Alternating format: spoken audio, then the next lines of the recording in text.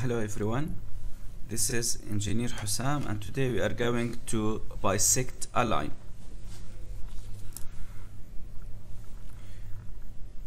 We're gonna cut it into two pieces, exactly the same length. To begin, okay, we should have the compass, put the needle on the left point here. Okay, this compass.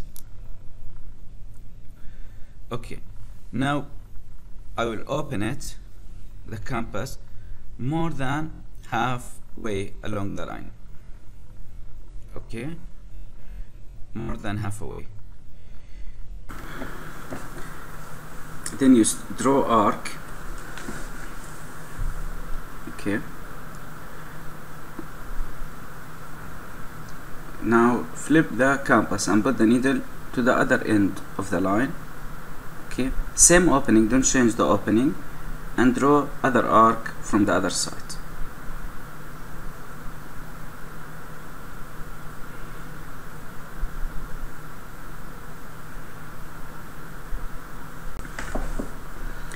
Now you will have 2 points of intersection.